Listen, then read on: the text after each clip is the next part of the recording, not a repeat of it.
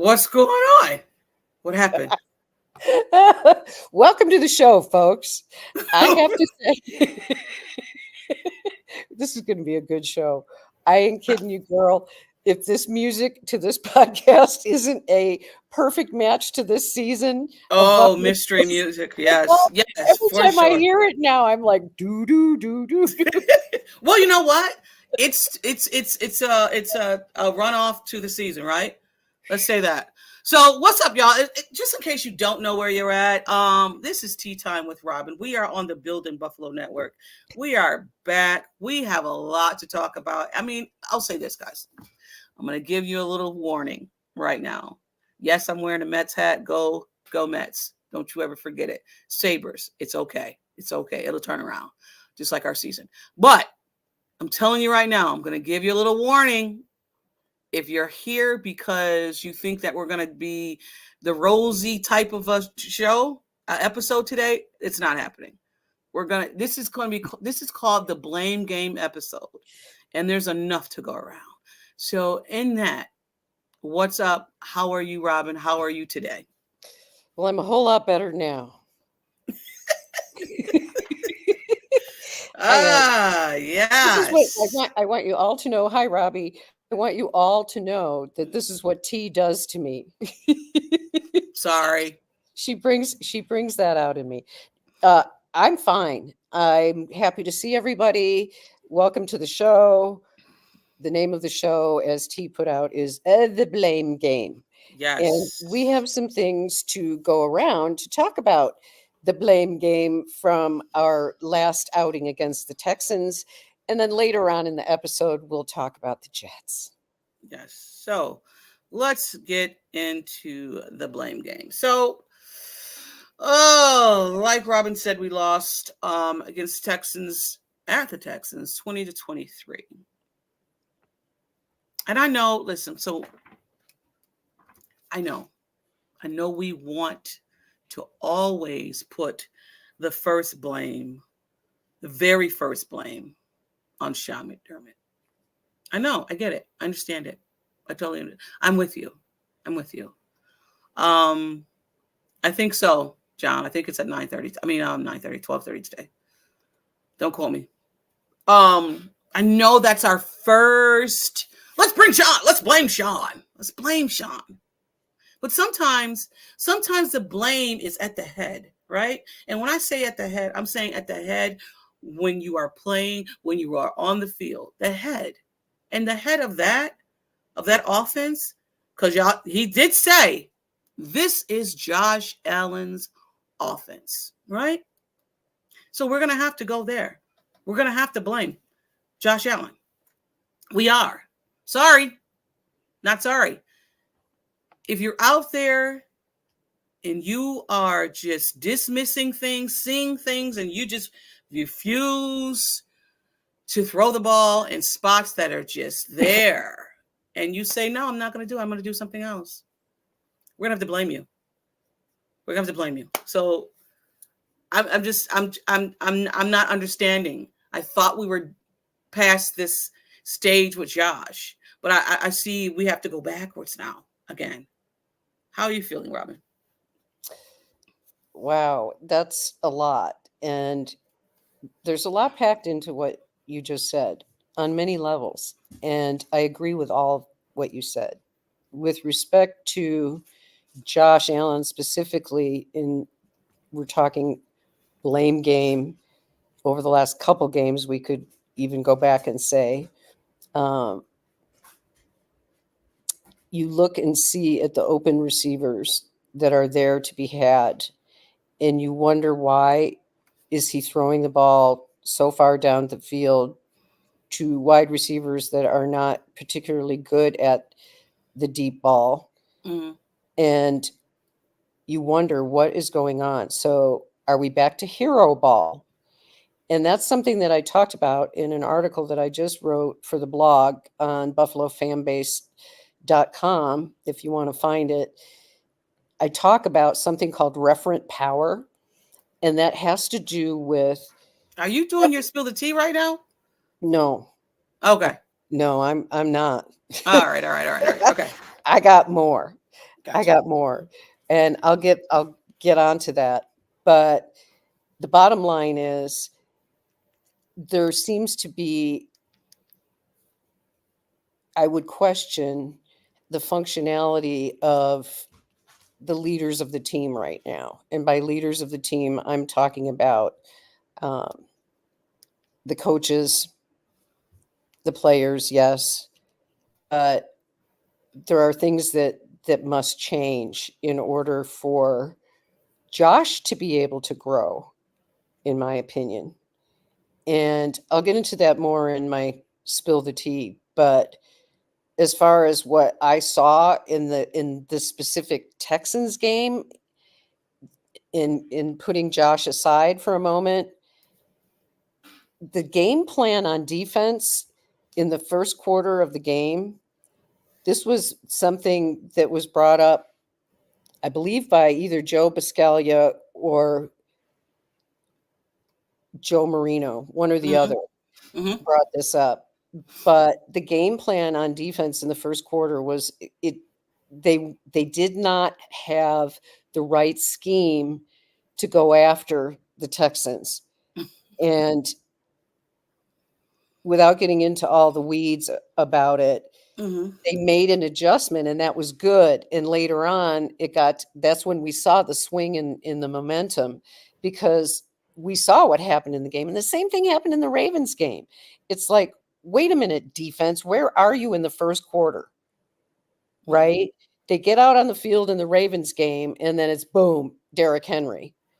And in the Texans game, they get down by however many points, 11 points or whatever it was.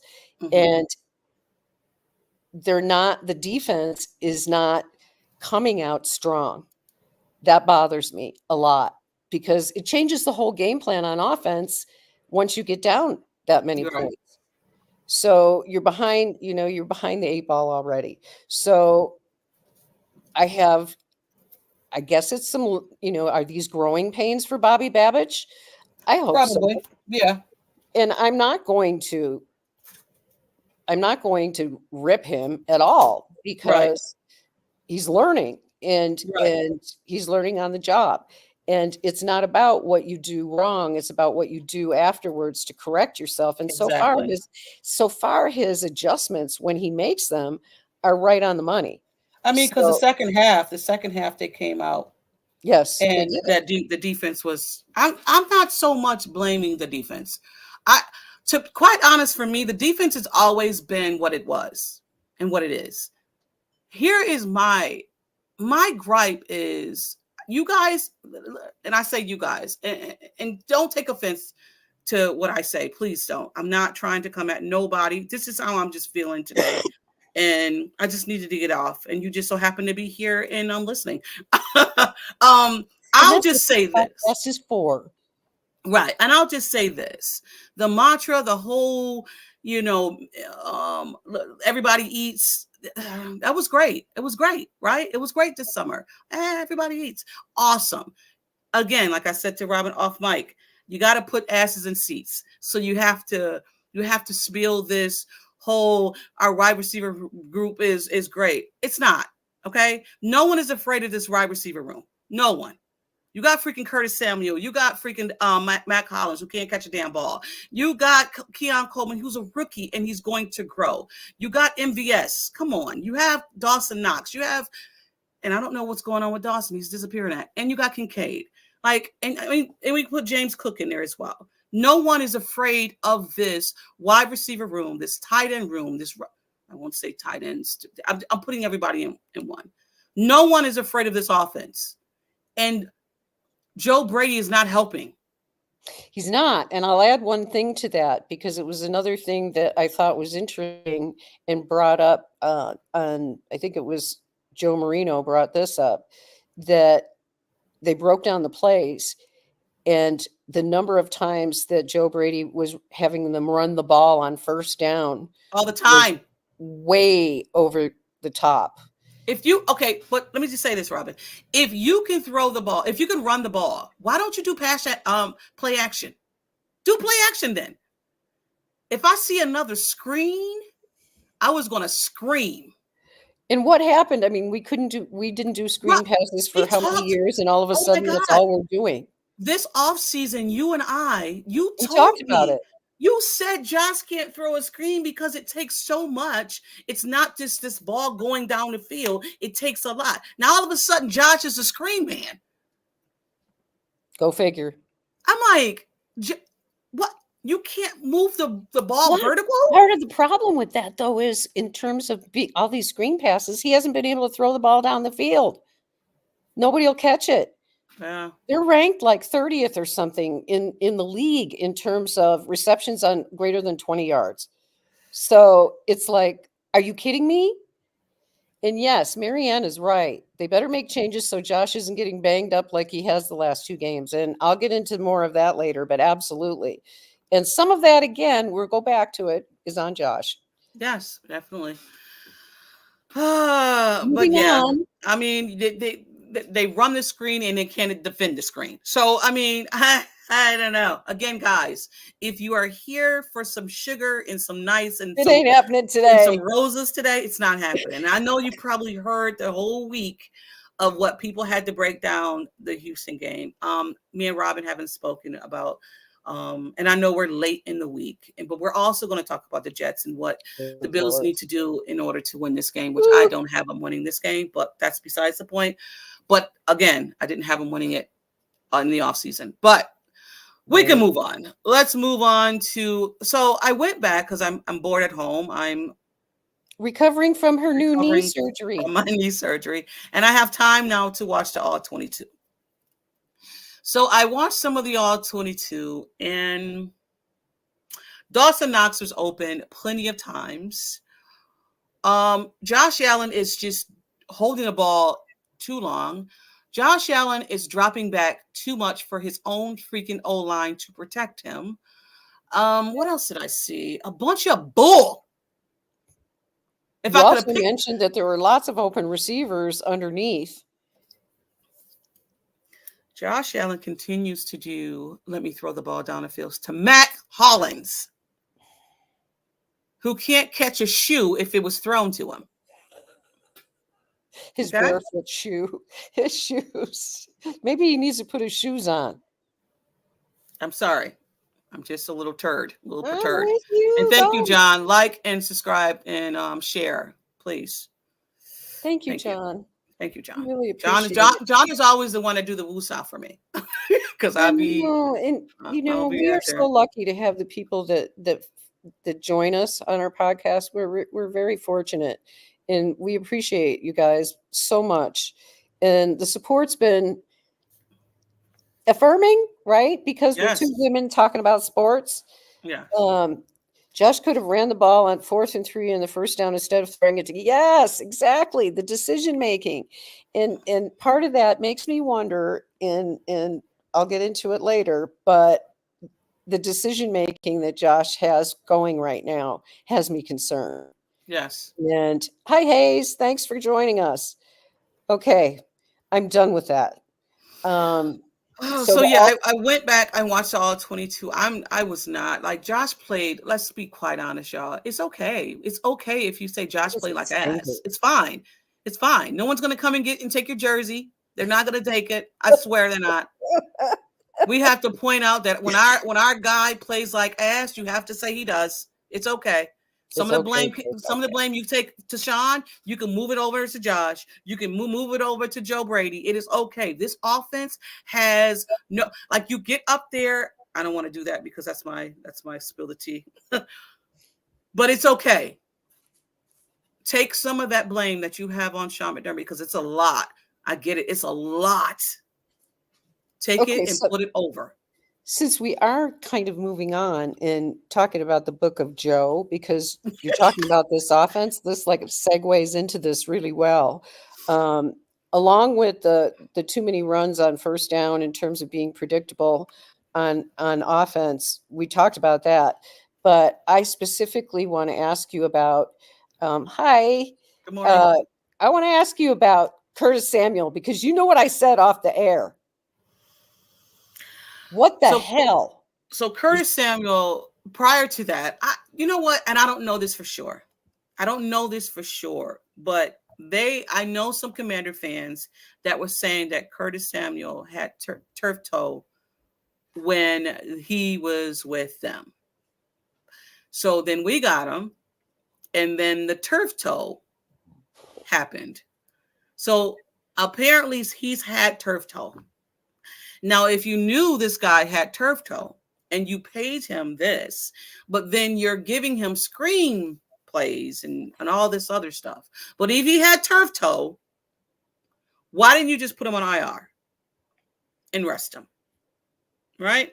See, these decision makings that's happening is questioning my ability to trust what is going on. And I listen, I don't need to know. I'm a fan. I'm not like I'm in the room with them. But I mean, you just start questioning their ability to make decisions, right? Well, yeah, and let's say it like it is. This wide receiver room, and Curtis Samuel included, especially at 3 years, 24 million or whatever it was he got paid. You like the way Joe Brady owned it and said, I got to do better. Yes, he owned it. That's good. Now let's do something. Let's put it into action. Anyway, I lost my train of thought. It's okay. When I put these up here, you don't necessarily have to read them right at the I time. don't? Oh, Yeah, I yeah, yeah, thought yeah. I did. Oh, No. Because I know you look and you start reading. I Just do. speak Don't. onto your, and I'll touch on it. Go ahead. Um, but yeah. So Curtis the book of Samuel. Job. You got it. You got it. Okay. Curtis Samuel. 3 years, 24 million, if I'm not mistaken, and I may be Yes. off on those numbers. 23, 24, something like that. Yeah. 3 years with a guy that has a history of turf toe. And by the way, since we're talking about turf toe, let's all be very concerned about whether or not James Cook is going to be able to play He has against the turf toe. Jets, because it looks to me like he had a turf toe. If you hadn't seen the clip, look at Yeah. it. His foot went straight down, bam, straight into The turf. the turf. He got Uh, turf toe. so when it comes to this offense, I'll say this. So no, they didn't know what Joe Brady was going to. Joe Brady is quote unquote new, right? He's 6 games in from last year. Same like Bobby And Babbage. and now he is going on to number 6 right now to this offense this year. First 2 games we've seen a lot of motion, a lot of movement or whatever. And I don't really want to get into it because I think that's my spill the tea. So let's just move right along then. Oh no. It's fine. It's just my spill the tea. I'll just say this. When it came to this Houston game, I think what they did is just took the book of what they did with the Ravens, what the Ravens did to the Buffalo Bills, and just copied it. Period. Just copied it. They couldn't move the ball with the Ravens, right? Couldn't move the ball with Houston. Like, Josh is not helping out his wide receivers, and the wide receivers are not helping him out either. Two-way street. It's a two-way street. I mean, the O-line in the Houston game played like absolute shit. They played like shit. At least the O-line held up. Josh sometimes will escape the pocket when he doesn't need to. He doesn't need to. And that throws off all the blocking and so on that goes with it. Absolutely. I don't know. It's I don't know. But I have a question for you. And I didn't ask you this earlier because I really want to know your raw oh God. feelings. Do you think people have figured out Joe Brady? Possibly.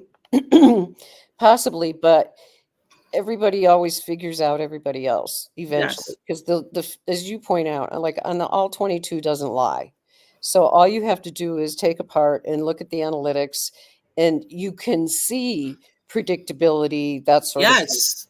And so I believe that Joe Brady will learn, he's learning on the fly that he has to now adjust. He has to now adjust what he was doing to do something else, and then they will have to adjust to that, and so on and so forth. And that's, to me, in my mind, that's the mark of a really good offensive coordinator. Mm-hmm. And the best person I have ever seen in the history of all my years of watching football at doing that is Andy Reid. Mm-hmm. because Yeah. Andy Reid can look at he can look at a defense and know exactly what he needs to do to adjust on the fly. Because there's a lot of times you watch the Chiefs come out Oh, and they're slow, right? Like they're not doing anything on offense. And then all of a sudden they kick it into gear and whoosh, off they go. Well, it doesn't take Andy Reid very long. He's just looking, you watch him, he's looking, and he's figuring out what's going on and he's adjusting literally on the fly. And so that's a skill that I think, he's developed over a lot of years. mhm. So I try in my moments of clarity, which aren't very often, to take Joe Brady's inexperience into consideration when it comes to this sort of thing. So he puts out a game plan. He doesn't always have to stick with that game plan. And he's learned in some games, in that Dallas game, he absolutely adjusted last Mhm. year because they were giving us the run in that Dallas game. They basically weren't stopping James Cook. And so Brady just threw the playbook aside and said, okay, go. Right. But that was that game and that was last year. And now what are we doing? What are we I don't doing when we're becoming so predictable on first down that we're running the ball all running the the time ball, running the ball, on running the ball. first down? Like, That's got to and change. it's It's just got to like change it's it up. just so lazy. It's just so It is lazy. lazy.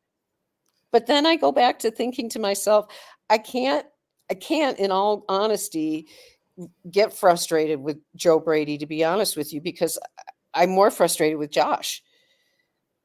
Because Yeah. I don't know what Josh is doing on the field, how many times he's changing the plays, or he's just deciding this is who I'm going to throw the ball down the field, blah, blah, blah, blah. Who knows? And not But even that. So again, I went back and watched some of the all 22. Josh is locking on players. Josh is locking on wide receivers. He is. Some of it he just doesn't want to get off. I know I'm not saying all the time. I'm saying sometimes he's locking in on his wide receivers and he doesn't want to get off. Like that one play pissed me off so bad. It's just like he had freaking Dawson Knox right there. He had Dawson Knox, he had Kincaid, and he just refused. He threw it down the field to freaking Mac Hollins. Like he's becoming my Calvin Benjamin. He's becoming my guy, that guy. Like I'm sorry, guys. I'm I think we again. need to give you a pinata party with Mac Hollins' feet all over it. Ah. Okay. Oh, but you know what? We're gonna go and spill the tea because we got more for you. Yeah. Why don't you? Me. Come on, just spill that. Come on, just spill that. Spill that tea for me. Spill no dirty tea. Yeah, tell me everything. Come on, just spill that. Come on, just spill. Sorry to cut you off. I didn't mean to. You just do what you got to do. Um, So, Go ahead, Robyn. You can girlfriend, spill the tea. spill it because I'm ready to hear it. Okay. So, my spill the tea is it was changed because I was gonna go all in. I was gonna There go were so all many in. things to spill.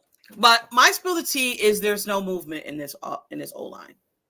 I mean, in this offense, there's no movement. There's none. We're going back to the old Buffalo Bills of just lining up and going. We're just lining up and going and hoping that Josh will get a prayer down there. Like I don't know. I understand that removing the guy from this offense was going to be a downgrade, right? But you're still playing like this guy is still in this offense. You don't have a beater in this offense. You don't. Again, I already named the wide receivers and the tight ends and the running backs that we have in this offense. And I'm sorry, I don't mean to offend anyone that's listening or watching on YouTube. We don't have a beater. We don't have a number one. And Shakir, I'm sorry, I didn't put him in there because he wasn't out there. Did we miss Shakir? Absolutely. But you remove one player from this freaking offense and our offense goes to shit. It's crazy to me that there's no play action. They continue to run the ball on first down, like you and I said, Robyn. And Joe Brady is just calling. I don't know what he's calling. You said this is Josh Allen's offense. Well, if this is Josh Allen's offense, it looks like shit. It does. Sorry. That's my spill of tea. I'm feeling it. Oh, one more thing I wanted to say, and because I was going to go in on Sean McDermott and about the last play calling. And I don't know if some of you guys know. Go back and watch the last of that play call of that series. Sean McDermott said, "Why aren't we going for the first down?" So I know all of you want to blame Sean McDermott when it came to that last series of plays. Go back and look at it. Go back and look. Sean McDermott said, "Why aren't we going for it on first down?" So all that bull crap that that Josh and Joe Brady did, I don't know what the hell happened. Not even that. Josh could have ran for some yards too. So there were times that he had openings during that game to run and didn't. And it made me wonder. That segues into my spill the tea, okay? It makes me wonder. Josh's decision making makes me wonder. What does it make me wonder? It makes me wonder about getting back to what I wrote about in the blog, buffalofanbase.com, fam is in family. This article I wrote was about something called referent power. And referent power is the kind of power a person has when it's not necessarily within their job description. It's how the ability of people to influence and persuade other people. Sometimes the word that is often used is charisma, that people have this charisma about them that makes them even larger than themselves. And we all know Josh has that. In spades, he has that referent power. Outside of the AFC East and Nick Wright, almost everybody likes Josh. He's likable, right? He's very likable. Who doesn't like Josh? He's a good dude, all of that stuff. So that gives him the ability to maneuver around and do what he wants, maybe to excess, I ask. And that's the question that I asked in this article, is whether or not Josh, the referent power that he has, is impairing the ability of this team to move forward and do the right thing. And by that, I'm saying also, because this is the other thing that burned me a lot, just like we saw what happened with Tua back when he had his concussion that was labeled a low back injury, and it wasn't really said, okay, he had a concussion. The same thing happened, in my opinion, when Josh got creamed. His head goes bouncing off the turf, and he appears to be unconscious for a short time until the television, you couldn't see what was going on with him. His teammates were covering up for him. And he goes back to the tent. He goes in the tent for, I don't know how long, but it wasn't very long. And out of the tent he comes, snorts some smelling salts, back in the game. I really wonder about that whole sequence, whether or not he should have gone back to the locker room and had a little bit more time to evaluate where he was at. They do a spot neuro check. Sometimes symptoms don't always instantly appear. But he had his helmet on and he was on the field before, anybody could go boom. And that's because he has that referent power, right? That career. Oh yeah, Josh is going to go out there. Oh yeah, he's tough. Oh yeah.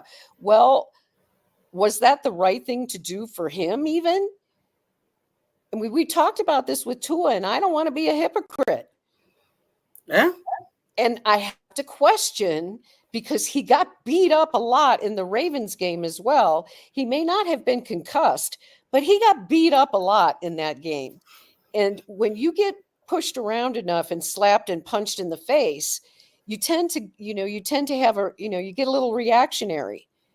And I wonder about some decision making, all of that goes into play with where Josh's brain is at right now, Hmm. physically and psychologically. End of rant. Gotcha. I don't know. I mean, because I've seen a lot of Miami fans coming at Bills fans saying things about Josh and da da da da da da da. And I simply say this. Even when it came to the Tua situation is totally different than Josh's. It is. Totally different. But I, I just thought Josh was done. I was fine. I don't, again, I'm a different fan. Like when it comes, I want to see my team win. Absolutely. But to what cause? I'm not with that. Right? I'm not with that. Like, yes, I want my team to win a Super Bowl. To at what cause? I don't know if I'm in that. So if Josh needs to sit down, then Josh needs to sit down. I didn't think we were gonna win this game, and we end up didn't win. We didn't win the game because of the incompetency of our coaching staff and Josh. So It's all it's a big all a stew bunch of right now. this. I'm telling you, this season, you like my blanket? this I love it. this season is going to be different. It's going to be different, guys. So you got to pull up your big panties, your big underwear, and just go along for the ride. Because I'm telling you, it's not a season that we've had. It's a rebuilding year. We talked about it. It's rebuilding, retooling, whatever you want to put in front of that. So recalibrate your expectations Whatever. for this team. Right. That's what I'm telling myself. Recalibrate. So, and I agree with you about this Jets game. I don't have a good feeling about it. And we're gonna go into I like that. into this Jets game in a second, but I wanted to talk about some positive. Is that our next? Is our positive? Oh yeah. Oh, sorry. Let's talk about some positive because I am throwing me and Robyn are throwing a lot of negative at you on a Thursday, right? We want to leave the show. Well, I don't know because we're going to talk about the Jets. We're going to talk about the Jets and then go. Okay, I'm with you. Right. We're going to talk about There some are positive positives from the game. There definitely are some. Listen, Bernard came back. Bernard came back and got didn't he get an interception, right? Yes. And got an interception. Listen, we weren't out of this game. That's the crazy thing about this great game. There was such a difference with Bernard back in on the second level of the defense. It was vastly, vastly improved. I will add one thing to that specifically. I love what I see from Dorian Williams. Yes. He is growing into being a very fine linebacker.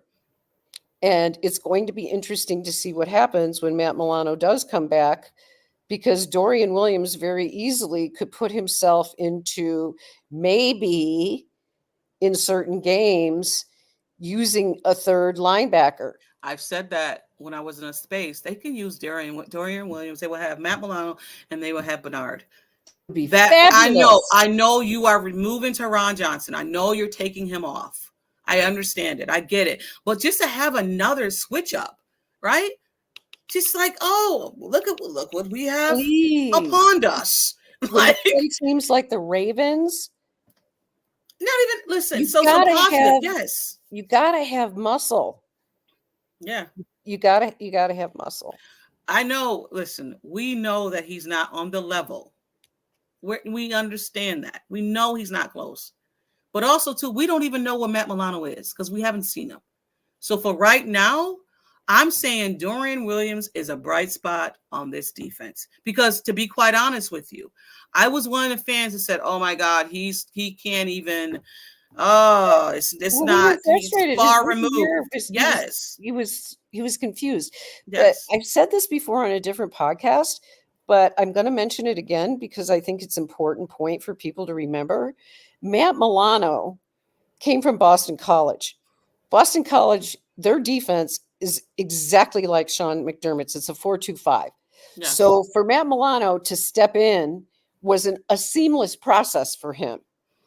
Dorian Williams came from Tulane, completely different defensive scheme. Yes. And Sean McDermott's scheme is complicated and it's difficult. So when we all had this in our head, I mean, Matt Milano literally started playing as a rookie and looked like he'd been playing in the NFL for 5 Because it years. was an even flow. Because Totally. like you said, But he knew it. there you can't expect to have that with Dorian. He came for the same thing with Kyer Elam. Kyer Elam came from Ohio State, press coverage, man to man. So he comes in and he's had a hard time learning how to play zone. That's his biggest challenge. And I don't know whether he's met up to it yet or not because we haven't seen him play enough. But I do know that Dorian Williams has so much talent that we have to remember that his learning curve isn't going to be the same as Matt Milano's. We don't know if he could be as good as Matt Milano. I think he might be if he's given enough time. He's certainly got the skills for it. Right. So let's so some Okay, positive onward. was Dwayne Carter, a few sacks Oh for yeah, loss. yeah. Smoot, strip sack. Bernard, what we said. Tyler Bass, the fact that we're talking about Tyler Bass and making kicks, field goals attempts is crazy. And let's add again Dorian Williams. Fly, and I don't know, Richard, if you don't like Dorian and what's going on. I understand Dorian is liability and pass coverage. We understand that, but also too, we'll give him the praise because we've been on Dorian. We've been ragging on him for a minute. So when he does good, I'm going to give him some praise. So he had 12 tackles, 11 of those tackles were solo.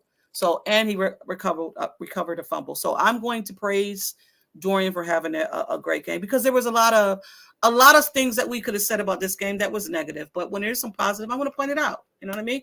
So, the other thing that was positive? What's that? The run game. Yes, in the beginning, but then you got away from it. So, I had to get away from it. Yes. But when it was in the plan and it was done right, it was working. And part of that I noticed, and this is my little add to the praise thing, is I thought the offensive line, they did a good job of run blocking. Yes. And that's something that we haven't seen from our offensive line in recent years. I thought they did a really decent job of run blocking for James Cook because he was running right up the middle, and that's not his thing. No, it's not. It's like, stop that. There were holes, right? Oh my goodness. That was all right, I'm done with it. But again, when you win the turnover battle and still lose the game, it's just like, what are we doing here? What are we doing here? Well, let's move on to the Jets. Some happy times, right? Some happy times, I guess. This was Jets. The game that I thought this was the game that in the beginning of the season when I looked at the schedule, this game was a definite L for me, a loss. We don't match up well. The Jets give Josh fits. They give Josh fits. You look at his stats against the Jets, they're not that great. You look at his stats against the Dolphins, it's another whole story. Yeah. But he's had trouble, which really makes me laugh because we were laughing about this before we went on the air. But oh my God, the Jets are jetting again. They fire Robert Saleh because of course he's the whole, he's the entire he's the problem. Yeah. Oh my God, I don't know what they think that they're doing. I hope you're right, Richard. I do too, Richard. I hope you're right, honey, because I will come back here and you come back here and I will apologize to you because I do not see it, sir. And the only reason why I don't see it is because what I've seen for the last 2 games. The last 2 games have shown me, and again, don't take my words for what they are. All right. Okay. I mean, I'm maybe going back to a bitter fan. Maybe. We'll see. I'm only speaking of what I've seen. I've seen this offense look like shit the last 2 weeks. I've seen his offense not moving the ball, right? And I might just be, taking it a next step or whatever to the 10th power, but I can. It's our show. But I just don't see, I don't see with our we got guys that's injured. Curtis Samuel's out, maybe out. James Shakir, Cook might be out. yeah, our main guy. If Shakir doesn't play, who are you slotting in there, buddy? Um, like you said, Cook. So we're going to replace Cook with Ty Johnson and Ray Davis. Okay, I'm here for it. Listen, I'm going to roll with my team I'm regardless. more But comfortable, a lot more comfortable with our running back room than I am our wide receiver room for sure. I mean, it would be great to have James Cook, but if he's got a toe, I don't. I'm going to address this, but go ahead. Okay, okay. Because I'll do it now because I see that he yeah. Yeah. So Fred, here's the thing. In the beginning of this episode, we talked about the blame game. In the blame game, we did not put it on Sean McDermott. I actually put it on Josh Allen, and I put some of it on Sean. I didn't put you want. I'll do a percentage. 60% of that shit is on Josh. 40% or 20% of it is on Joe Brady, and the other 20% is on Sean. 60% I'm saying it on Josh because he's out there. He's out there. He's making the decisions. So that's where my blame is. I'm not blaming Sean McDermott in this game. There's a lot to be blamed. Sean can be blamed for some stuff. But for this particular game, I am blaming my OC and my freaking quarterback, Josh freaking Allen, who has the world in the palm of his hands and can do no wrong. I'm blaming Josh Allen. Okay? That's where my blame is. Just so we're not making a so we're clear here. And I'm not coming at you, Fred. I'm just saying. But back to the Jets. I got something to say about the Jets. Seriously. The crap that's going on with Aaron Rodgers is very interesting. All the talk between how much he had to do with Robert Saleh getting fired, blah, blah, blah, blah, blah. Mm-hmm. The one hopeful sign, and I'm looking for this, and it may be just because I'm hopeful about this, but as you watch Aaron Rodgers play this season, I think his skills are deteriorating. And I think they're deteriorating to the point where he's part of the problem. If he can get the ball out really fast, and he does, and he'll move. Yeah. But he's much less mobile since his Achilles surgery. Mm-hmm. If you watch him, he doesn't like to. He wants to get the ball out. Period. Like he doesn't like anything coming up in his face. He doesn't like the middle of the field, and that's when we need Daquan. Hey, we see Daquan Jones last game. We need a big game. Wouldn't this be a great game to have Dwayne Carter have a breakout game? It would Bless be. his heart. I think he's coming along. I see improvements throughout the season in terms of how he's developing, and I think he can be what we had hoped Harrison Phillips might be. And Harrison Phillips is balling in Minnesota. Balling like crazy. I love it. He's balling. Harrison. He's balling. He is. I'm with you though. I'm with you. I also have us losing this game because I said it again in the beginning of this episode. I said it prior to the season. I said the Bills will lose one game and it'll probably be the first game against the Jets. The Jets give Josh Allen fits. Here's my thing when it comes to Josh, our golden boy, as Rich likes to call him, is sometimes, and I hope that he got it out of the system these last two games. Sometimes less is best, Josh. Sometimes just checking the ball to the guy that's open and the immediate shots is awesome. You don't have to be the guy that does the bomb down. We don't have those guys. Okay? And someone said mental discipline. Mental discipline. Thank you, Robyn. It's mental discipline because when Josh's mind is disciplined, that's when he takes what the defense will give him. But when he gets into this state of mind, the hero ball, the whatever it is that he gets into, it's like he loses his clarity. And it's very, very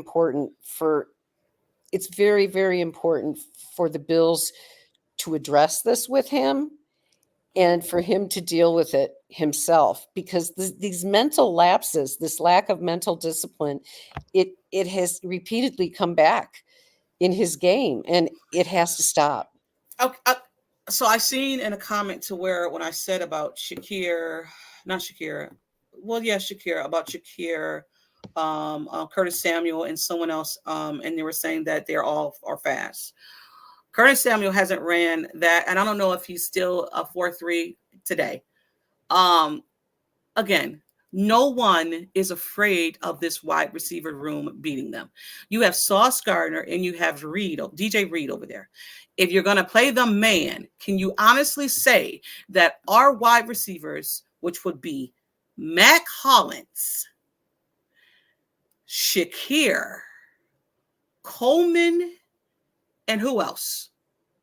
Somebody else to Yes. beat MVS to beat. MVS. You think that this Jets backfield or the backfield is going to be afraid of this wide receiver room? Honestly, they're not afraid of this wide receiver room. So I don't know.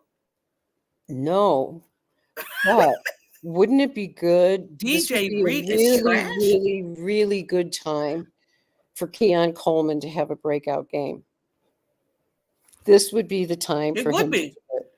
It would be.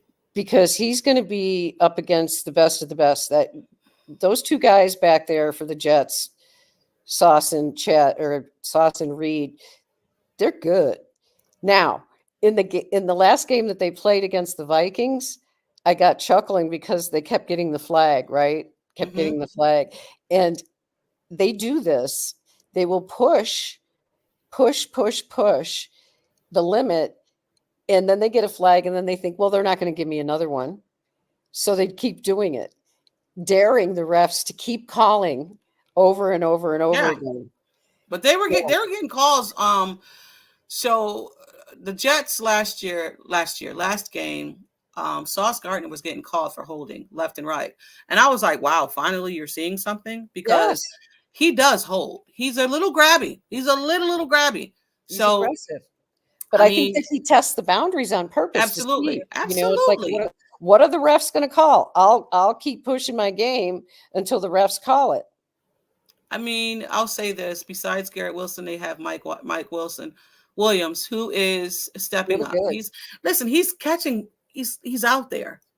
Wouldn't we like to have their wide receiver room? Oh, good question. No.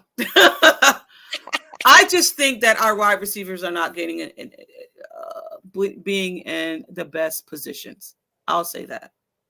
I agree. I think the whole thing, and the other thing we have to remember is there's so many new parts to, only Shakir is the guy from last year. All these other guys are new. So I'm going to give them some time, but not much more before I completely lose it. Also too, when it comes to this Jets game, it's a division game, and division games are always tight. So I don't see. This is for the division. If they win, they're in the lead of the division. Yeah, and we totally understand it's still early, but a lot can happen. I'm right. I'm not stressing. I'm just voicing my concern when it comes to this offense that looks like it's just in shambles right now to me. And that's just to me. Everybody else can have their own opinion. But when it comes to Joe Brady, I just think the decisions that he is making when it comes to play calling and Josh is just, they're not in sync. When you tell me this is Josh's offense and it looks like crap, I'm blaming you two and more Josh because it looks like crap, because you're giving him what to go out there and execute, and it's not being executed. So for me, going into a big division game against a defense that quote unquote kind of has your number and who plays with their ears pulled back, and you're going to pull out this offense to try to stop they're that. Going to be ready too, because this firing of Salah is going to fire up the team. Oh no, for sure. But I'll say this, and I get, because that's the thing that's going around. Is like, oh, this team now is going to rally. I get it. Maybe. Let's remember it's the Jets. Yeah, not even that. I mean, I remember going into the Chargers game and they fired their GM and they fired their head coach, and that team was going to rally. And guess what?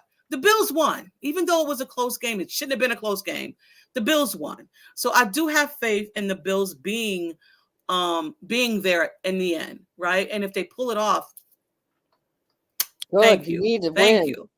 But I don't see it because the reason why I'll say this, the reason why I had them losing is because I just didn't think the offense was good enough. It had nothing to do with the firing of Salah. Nothing to do with that. No, and their defense is elite. Yeah. They have a really, really Even though they're not playing kind of elite defense right now, that offense got looks it. like crap. That offense looks like crap. well. So if Yeah. we get out to elite and our defense has to just withstand in, I don't think Quincy, I think someone said it. Williams has not been playing up to par. And again, maybe they will this firing of Salah, which everybody was surprised that he was fired. Sparks, that defense, whatever. But I don't know. We shall see. We definitely shall see. I just want Josh to take advantage of the short game. I do. I want Josh, if he can run, should run. If you see an opening, run. I know he might be hurt, but if you're hurt, then sit. That's how I look at it. And far be it from me to tell almighty Josh Allen to sit down amongst these Bills fans in here. Because I'm the problem. But I'm sorry, I put that up there twice. But thank you, Marianne. I appreciate that. But I think that is it, guys. I just want to I'm done. Take this time out to thank you guys for. Oh man, you guys are in the chat was just blowing it This was up, great. and I We had lots of chat appreciate today. it. I like We it. got some new people. We got Fred in here. We had who else? Is it? Richard. Richard's been here before. Just just seeing some different names. I think John, you're always in here. I appreciate that. Robbie, you're always in here too. Joseph, you're new. I appreciate you coming through. Sandra, I appreciate you as well. I didn't want to name because Mike was like, why are you naming everybody? So I just want to say thank you guys for coming in. Hey, tell a friend. Go onto our YouTube channel, Not Your Average Podcast in the 716. Subscribe to the channel. You'll get the notifications. Built-in Buffalo. Hit that little notification and you'll know when we are live every time. But Robyn, thank you. I appreciate this. I really, really do. I love you, and you know it. I love you too. It's gonna be a fun watch. Bottom line, isn't it? We all have our feelings, and we all have our overreactions because we love our team and we're passionate about it. And sometimes we need to vent. Yeah. And that's what I like about our podcast. It isn't about the X's and O's. It's more about how we see the game, how T sees the game, how I see the game, and we see the game through a different lens sometimes than other people do. And that's why we decided to do this podcast. And this is our third year, which is like remarkable. And I couldn't ask for a better partner in crime. So I'm very grateful. Yes. To all of you out there and to my good friend T. Yes, for sure. Thank you guys. And yes, it's always go Bills. Peace out, y'all. Peace.